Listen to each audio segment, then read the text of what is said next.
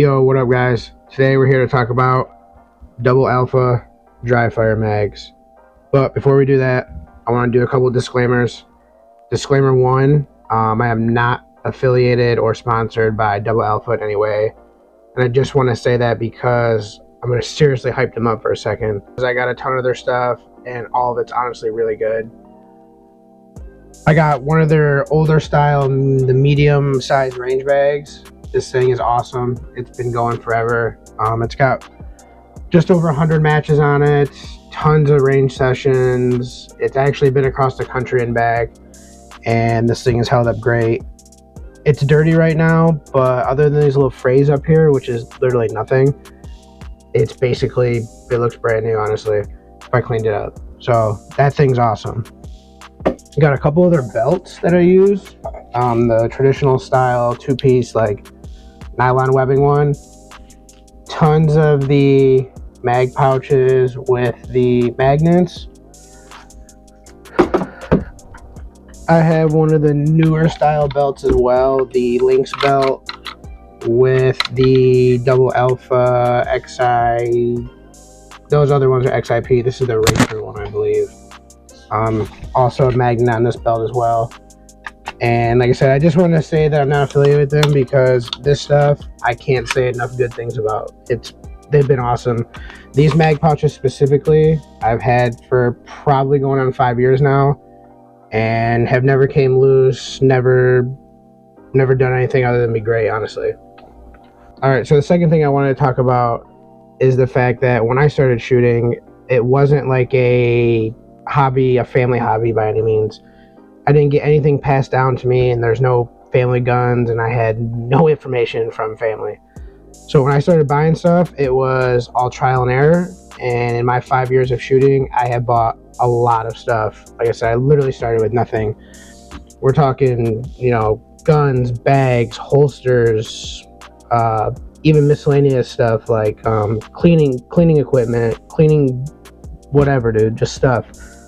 So with that said, out of all the products I bought in the last 5 years, I hate to say this, but honestly, this double alpha, the magazines, the Dryfire magazines, have been the worst product I bought in the past 5 years.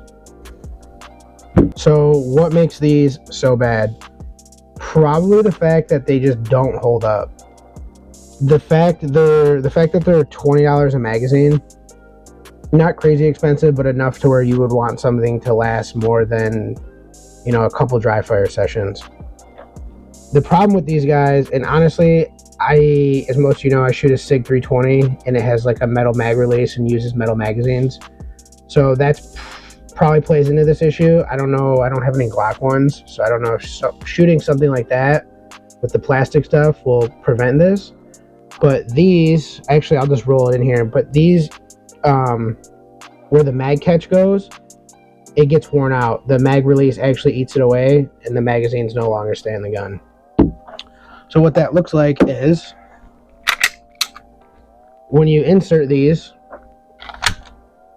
I'm not pressing the mag release, and you can literally just pull these out, which is, you know, super annoying.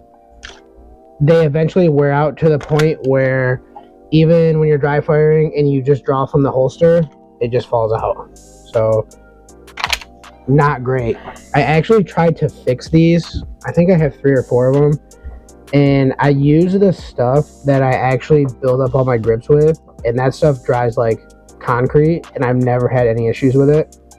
But I think the fact that the spot I'm trying to patch on these is so small, it just chips away. So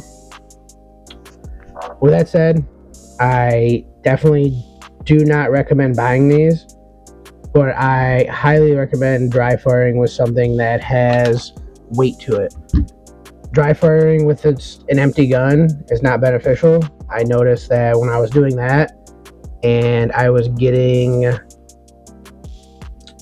used to the empty gun, and then when it was loaded, obviously it's way heavier, so the draw was weird and sluggish. Reloads were different. There's a ton of other options out there to get your gun weighted for dry fire, so we can talk about those in another video, but for now I'm going to leave it at that. And if you got these, good luck. Hopefully they last longer. If you don't have them, I would look at the other means for Dryfire. I would probably avoid these. With that said, leave a comment. Let me know how, maybe if yours are held up or not. And we'll talk to you guys next time. Later.